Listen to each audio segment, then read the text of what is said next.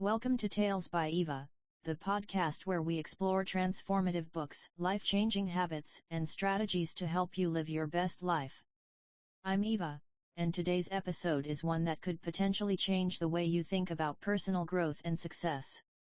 We're diving into James Clear's Atomic Habits, a book that breaks down the science behind habit formation and how small, incremental changes can lead to massive transformations over time.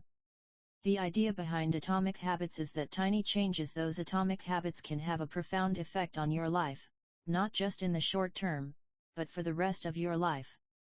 But what exactly makes these small habits so powerful? Well, let's start by understanding the surprising power of atomic habits and how they shape our identities. If you've ever struggled with sticking to a goal or wondered why those tiny, everyday habits matter, this episode is for you. We'll be diving into how small changes can lead to remarkable results. So, grab a cup of tea, get comfortable, and let's dive into the science of habits, what makes them work, and how we can use that knowledge to create lasting change in our lives. Let's kick things off with what James Clear means by atomic habits. The word atomic refers to something incredibly small but powerful, just like atoms are the building blocks of matter. In the same way, atomic habits are the tiny actions you take every day that, when combined over time, result in monumental changes. Clear's core idea is that we should focus less on achieving big goals and more on creating systems that lead to those goals. Goals are important, but they don't provide a clear roadmap to success. It's the systems, the daily habits, that actually bring about transformation.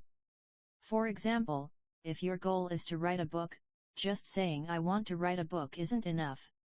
Instead, the system might involve writing just 500 words a day. It's a tiny, atomic habit, but when done every day, it leads to a completed manuscript. Or if you want to lose weight, the system could involve eating balanced meals and exercising regularly, rather than obsessing over a single goal weight. Now, let's break down the 4 laws of behavior change, which Clear introduces as a framework for building good habits and breaking bad ones. These laws are simple, yet incredibly powerful.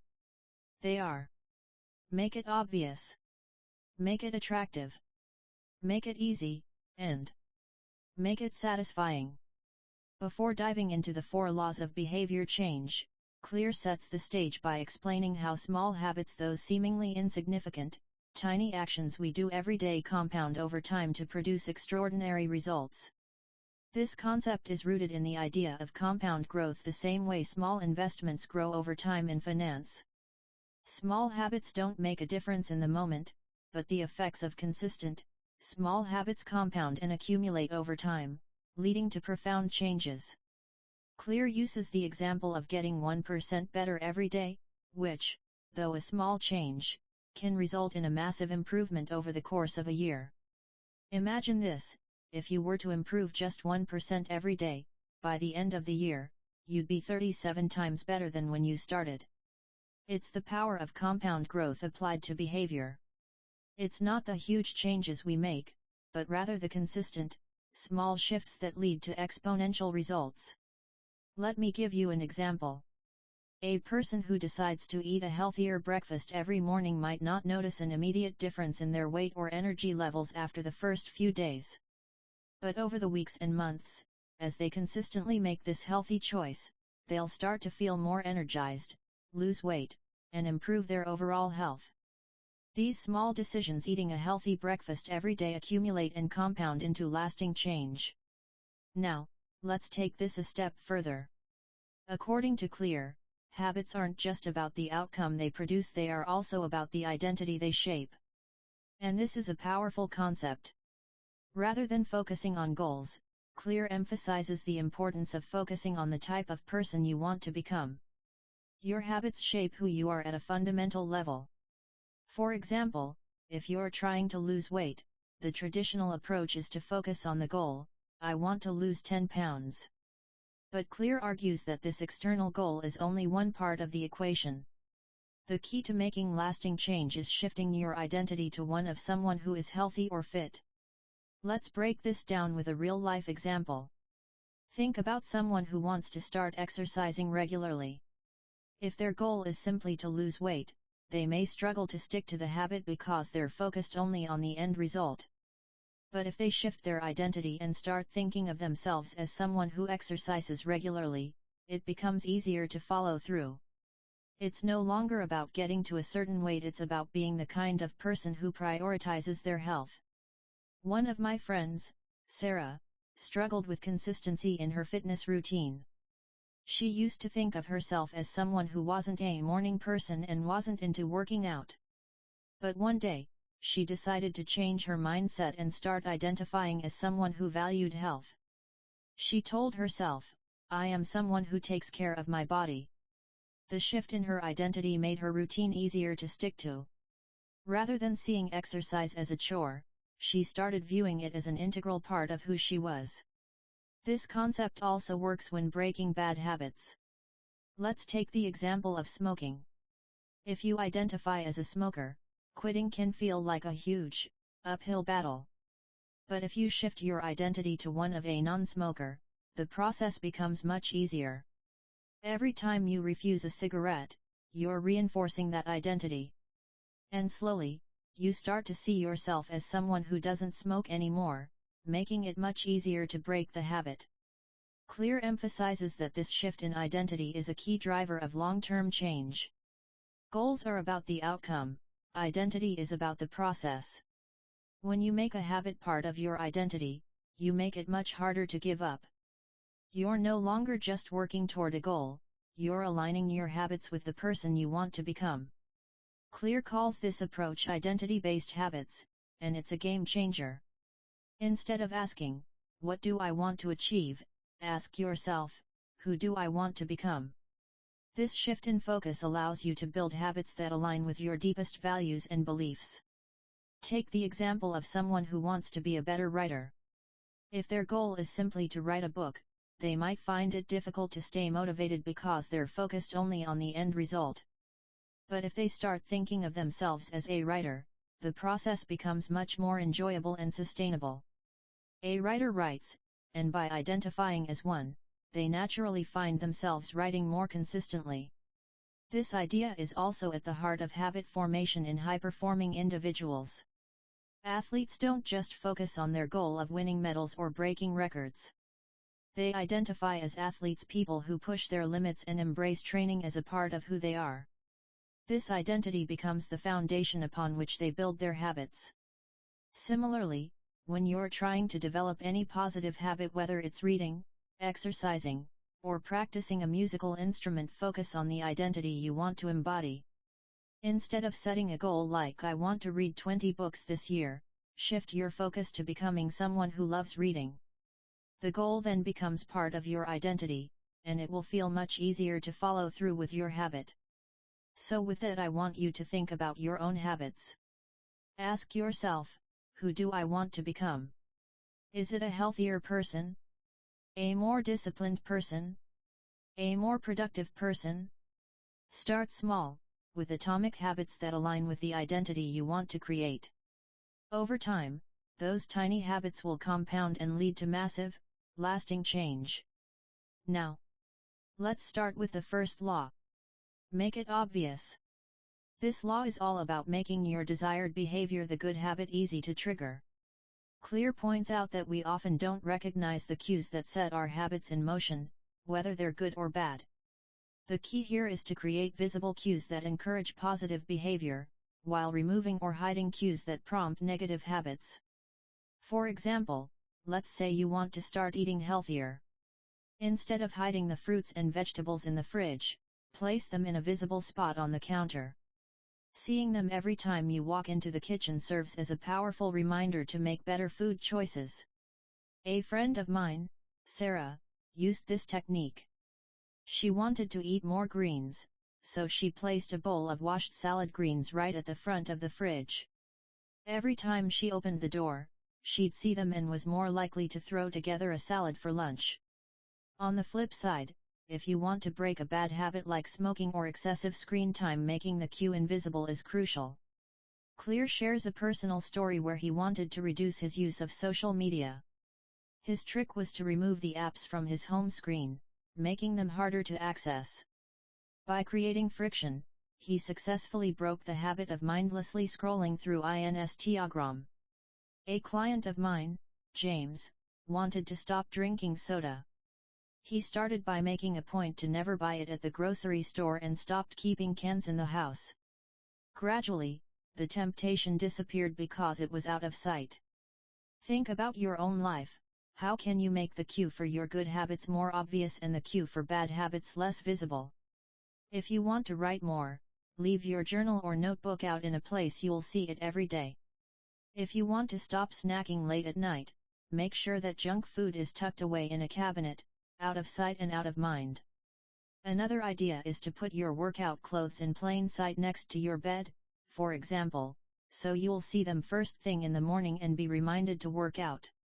Let's move to the second law. Make it attractive. This law is all about tapping into the emotional side of habits, our cravings. Clear explains that we're more likely to do something when it feels good, when it gives us some form of satisfaction or pleasure. If you're going to make a new habit stick, you need to find ways to make it more attractive. Take, for example, the strategy of temptation bundling. This is where you pair a habit you want to build with something you enjoy. So, if you want to start exercising but find it boring, pair the workout with something you love, like listening to your favorite podcast or audiobook only when you're at the gym. By associating the workout with something pleasurable, you're making the habit more attractive and easier to follow through with. I've seen people use this technique successfully. My cousin Kelly, for instance, only listens to true crime podcasts while on the treadmill. Now, she looks forward to her workouts because they're paired with something she loves. In contrast, when it comes to breaking bad habits, we want to make the habit unattractive. For instance, if you're trying to stop drinking soda, it's easy to focus on how refreshing it feels in the moment, but the long-term consequences are what will help you break the craving. Think about the sugar, the empty calories, or the toll it takes on your energy levels. If you focus on these unattractive aspects, the habit becomes less appealing. Clear gives an example of how one person was able to stop eating junk food by rethinking what the habit tasted like. Every time they reached for a sugary snack, they reminded themselves how it made them feel sluggish, guilty, or bloated afterward. These negative associations helped break the habit of indulgence. I once worked with a client who wanted to stop binge eating late at night. We reframed the habit by focusing on how she felt afterward: bloated, tired, and regretful. By making those negative feelings more prominent in her mind, she started choosing healthier nighttime snacks. The third law is make it easy. This one is crucial for habit formation because, as Clear explains, the more friction there is, the harder it is to stick with a habit. One of the key strategies here is to reduce the steps needed to start a good habit, and to add friction to bad habits. Let's look at an example. If you want to read more books but struggle to find the time, the goal of reading a book every month might feel overwhelming. Instead, break it down to something easier. For instance, start by reading just 1 page a day. The 2-minute rule, as Clear calls it, suggests that any habit should be so easy that you can do it in 2 minutes or less. The idea behind this is to make starting the habit so simple that you can't say no. Once you begin, you'll often find that the momentum carries you forward. Maybe after 1 page, you'll read 5, or maybe even 10, and over time, you'll begin to build a powerful reading habit. A friend of mine, Mark, wanted to start reading every day, but he found it hard to sit down with a book. He set a rule for himself: just read 1 page. Before he knew it, he was reading several chapters a day. Now, when it comes to breaking bad habits, the key is to increase friction and make it harder to engage in the behavior. For instance, if you want to stop binge watching TV shows, make it harder to access your favorite streaming apps. You could log out of the accounts after each session, remove the apps from your devices, or even delete the shows from your list so they're not so easy to get back to. Another example, let's say you're trying to stop procrastinating on your work. One strategy to increase friction is to turn off your phone notifications or use website blockers during work hours. By doing so, you make the act of procrastination more difficult. My sister once told me that she installed an app called Freedom that blocks her access to social media during her work hours. This added friction has helped her stay focused and break the habit of checking Instagram every 5 minutes. And finally, we come to the fourth law. Make it satisfying. Clear emphasizes that we are more likely to repeat a behavior when we experience an immediate reward. The brain's desire for instant gratification plays a huge role in habit formation, so making good habits satisfying right away is key to their success. For example, after you complete a workout, you might reward yourself with something that feels indulgent, like a healthy smoothie or a relaxing bath. This creates positive reinforcement that makes you want to continue. You could also use habit trackers, where you mark off each successful day of completing your habit. The satisfaction of seeing a streak of X's on your calendar can motivate you to keep going. I know someone who tracks their water intake every day. Every time they finish a glass, they put a sticker on their calendar. That simple act of seeing the calendar fill up encourages them to drink more water each day. To break bad habits, you have to make them unsatisfying. Clear suggests using a method called accountability. This is where you enlist a friend, partner, or coach to hold you accountable for your actions. Knowing that someone will check in with you about your progress can make the habit unsatisfying. For example, you could set up a system where, if you fail to stick to your goal, you have to pay a penalty, say, donate money to a cause you don't support. I had a client who wanted to stop buying unhealthy snacks. They set up a rule where, if they bought junk food, they'd donate $20 to a charity they disliked. This created an immediate and unsatisfying consequence that made them think twice before grabbing chips. Clear also talks about how one person used a commitment contract to prevent themselves from skipping workouts. They created a system where they had to pay a fine every time they didn't exercise.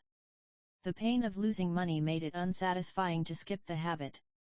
I've seen this in action with a few of my friends, who've used websites that enforce financial penalties if you don't reach your goals. One of them committed to running 3 times a week, and if she missed a run, she'd have to pay a set fee. It worked like a charm. To summarize, the process of building good habits and breaking bad ones isn't just about willpower or motivation. It's about using systems to make the good habits easy, attractive, and satisfying, while making the bad habits harder and unsatisfying. The 4 laws: make it obvious, make it attractive, make it easy, and make it satisfying are powerful tools that can help anyone create lasting change. It's important to understand that habits don't form overnight. You're not going to wake up tomorrow and be an expert at your new habits. But with consistency, you can use these laws to make progress every single day. Small improvements compound over time to create big transformations. Now that we've covered the foundational 4 laws of behavior change, let's dive into some advanced tactics from Atomic Habits that can supercharge your ability to build good habits and break bad ones. These advanced tactics focus on mastering habits once the basics are in place. They help us reach a higher level of consistency and success. The Goldilocks Rule, the secret to motivation. One of the most powerful advanced tactics is the Goldilocks Rule. Clear explains that we are most motivated when we're working on tasks that are at the sweet spot between too easy and too hard, just the right level of challenge. This sweet spot is where the task is difficult enough to keep us engaged but not so hard that it feels overwhelming. For example, let's say you're trying to improve your running ability.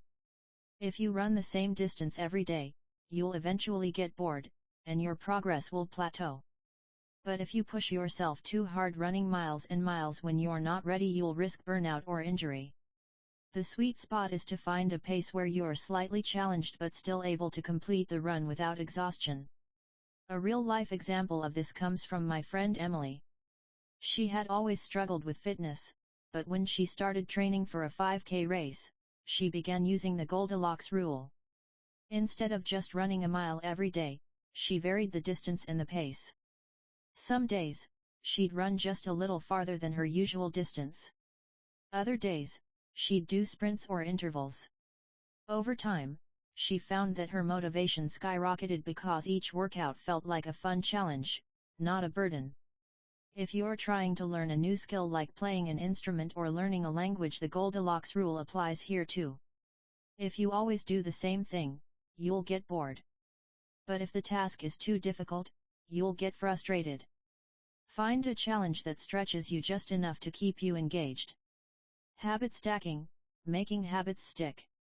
Another effective advanced tactic is habit stacking. This involves attaching a new habit to an existing one, creating a seamless connection that makes it easier to adopt the new habit. Clear gives the example of a person who wants to start flossing their teeth but already has a strong habit of brushing them. Instead of trying to remember to floss on its own, they stack it onto the habit of brushing teeth. So, every time they finish brushing, they immediately floss. This way, the new habit feels natural because it's tied to something they already do every day. A personal example from my life: I wanted to drink more water, so I stacked this habit onto my morning coffee routine. Every time I had my morning coffee, I made sure to drink a glass of water immediately afterward. Now, I don't even think about it, it's just part of my routine. I don't need extra willpower to remember to do it, because it's attached to something I do every single day. Habit stacking works for a wide range of behaviors. If you want to meditate more, you could stack it onto your morning shower routine. Right after you finish your shower, take 5 minutes to meditate. Or if you want to do more stretching, stack it onto your evening TV watching habit. While you watch your favorite show, do some simple stretches or yoga poses during the commercials.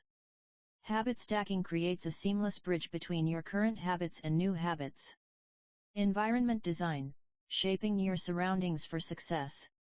The next advanced tactic is environment design.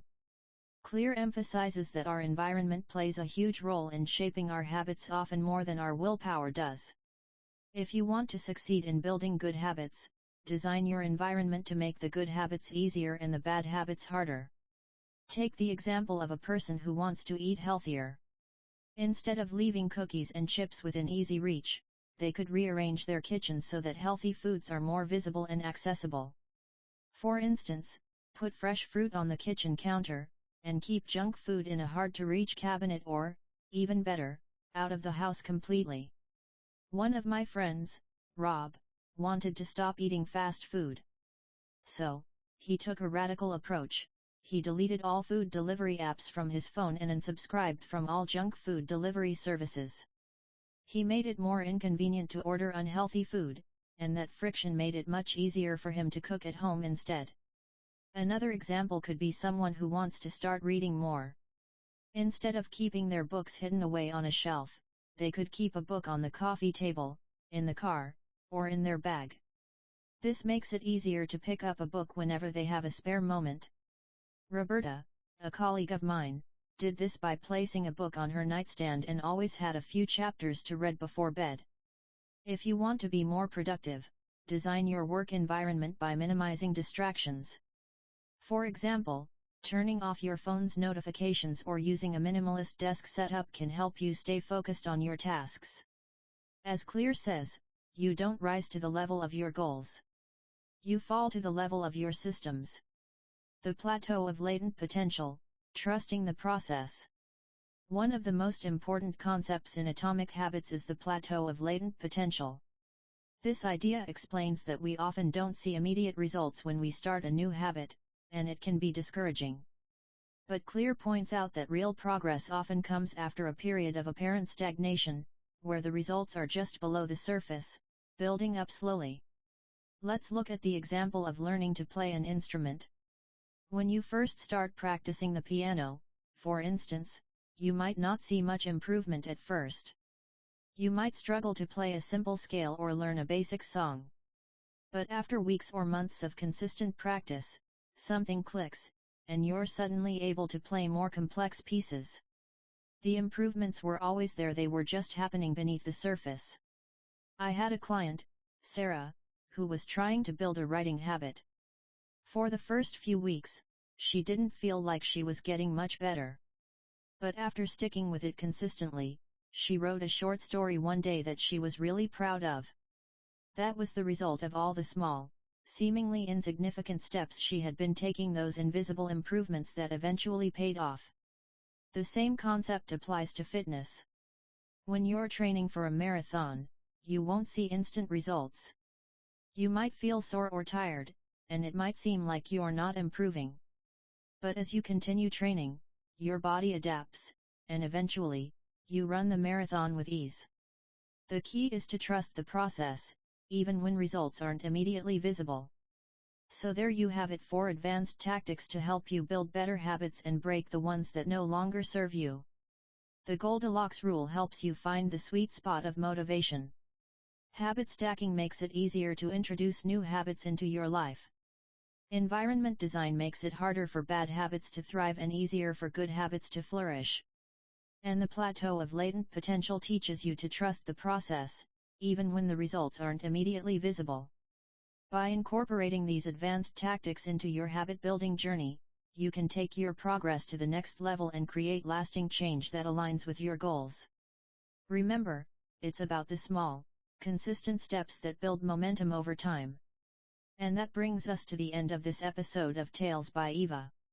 James Clear's Atomic Habits is a powerful reminder that the small choices we make every single day compound into the big results we see over time. It's not about perfection or massive overnight transformations, it's about focusing on systems instead of goals and letting those systems work for you. Throughout this book, we've learned some profound yet practical lessons. We now know that habits are built on a simple feedback loop: cue, craving, response, and reward. By understanding this loop, we can start to design habits that stick and break the ones holding us back. We've also explored how identity plays a critical role in habit formation. If you see yourself as the type of person who exercises, eats healthily, or reads regularly, you're far more likely to act in alignment with that identity. Let's not forget the importance of the 4 laws of behavior change: make it obvious, make it attractive, make it easy, and make it satisfying. These simple yet powerful principles can help us create environments where good habits thrive and bad ones fade away. But here's the real takeaway: small habits lead to big change. Just a 1% improvement every day can lead to significant transformations over the course of a year. So, as you go about your day, I encourage you to ask yourself, what's one small thing I can do today that my future self will thank me for? It could be as simple as drinking more water, taking a short walk, or journaling for 5 minutes.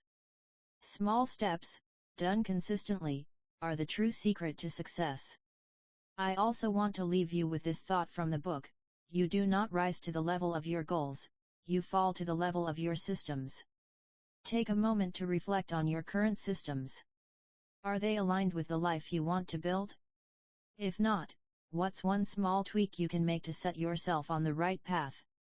If this episode resonated with you, don't keep it to yourself. Share it with a friend or loved one who might also benefit from these insights. And if you're enjoying Tales by Eva, make sure to subscribe and leave a review. It helps us reach more people on their journey to self-growth. Thank you so much for spending this time with me today. I hope you found value in this breakdown of atomic habits and feel inspired to take action. Remember, the journey of 1,000 miles begins with a single step, or in this case, a single habit. See you in the next episode of Tales by Eva. Take care. Happy reading.